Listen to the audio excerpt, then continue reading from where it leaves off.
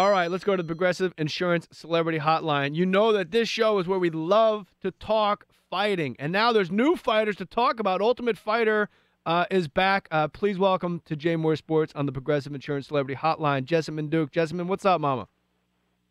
What's up? I'm good. How are you? I'm real good. I was really impressed when I watched the premiere on Fox Sports 1 of The Ultimate Fighter. You know, it's not every day you see somebody 5'11", 135 pounds. Is it hard for you to get to that weight, or are you naturally around that weight?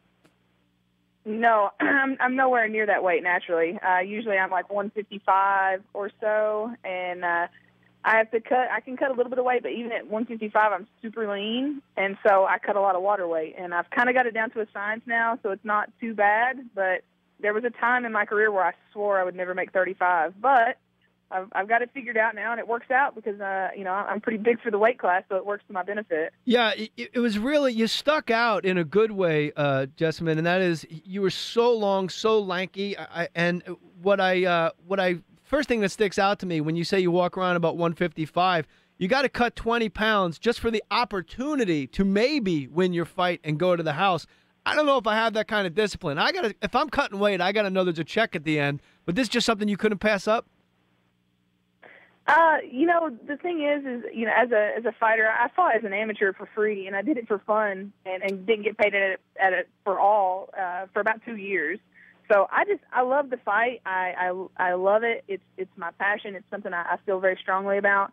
And the opportunity to fight, on The Ultimate Fighter in front of Dana White, on national TV, that was just a bonus. I mean, that stuff, that's how can you pass that up? When I did it for free, when no one paid attention to me, why would I not want to do it when it's on the big stage? So I love the fight. I love to compete, and it's a beautiful thing to me. So it was great. I couldn't pass it up. Jessamyn, how does a girl from Kentucky find places to fight? Did you like fighting growing up? Were you like the weird chick that nobody wanted to hang out with because they wound up getting punched in the face? Your bio says no. Go ahead. No, not at all. I'm the most non-confrontational person you'll find on the street. In fact, public confrontation makes me extremely uncomfortable. I'm the one that's like, oh my God, can we all just get along, and everybody just needs to calm down, and this isn't the way. And I'm always trying to diffuse the situation. I'm super laid back. I'm super easygoing. And the thing that caught me about fighting, I was 19 when I started, so I had already gotten out of high school, and I'm very competitive. I've always enjoyed competitive sports. I've always enjoyed challenging myself and trying to find things that require a lot of discipline and focus, and that's exciting to me. Something that if it's easy, I don't want to do it. That's no fun. I like a challenge. I like it to be fun, and fitting and training mixed martial arts was just perfect. Usually when I picked up a hobby, because that's what I started off of, it was just a hobby. I thought I'd just try it, see what it was like, and I got into it. And normally when I start something like that, within 4 to 6 months, I'm bored and I go find something else. But as soon as I started training to fight and training in some of the different martial arts, I became totally obsessed with it. I was like, this is great. This is the perfect challenge for me. This is something that I can constantly work on and constantly grow. And there's no real finish line, and that's what I like. If there was a finish line, then it wouldn't be fun to me. There wouldn't be a challenge. There's you can always grow, you can always improve, and that's what's so addictive about it to me, is that there is no finish line. There once you figure it out and you think you've gotten good, there's a new challenge to try and reach, and that's what this whole sport is to me. So I love it, and it's just a kind of a strange contrast to my personality, though. Like I said, I'm kind of laid back and nice, but when I fight, I'm super, super competitive, and I hate losing more than anything, and I love to win more than anything. So that's what I'm going for every time I compete. Jessamyn Duke of The Ultimate Fighter. That's on tomorrow night on Fox Sports 1. What I love about UFC and mixed martial arts, Jessamyn, we talk about it a lot on this show, more than any other show, and you're always welcome to come back, is what's great about mixed martial arts is we're watching the evolution of this sport right in front of our eyes. And from the strangest places, whether it's, Benson Henderson jabbing to Nate Diaz's legs, or, what everyone's doing, taking it up a notch, John Jones throwing lead elbows. You're on the bottom in your fight. You're doing Eddie Bravo's rubber guard, 10th Planet rubber guard. I never saw it before. I didn't think a girl in the first fight of the house of The Ultimate Fighter was going to be the one to show it to me. Well done.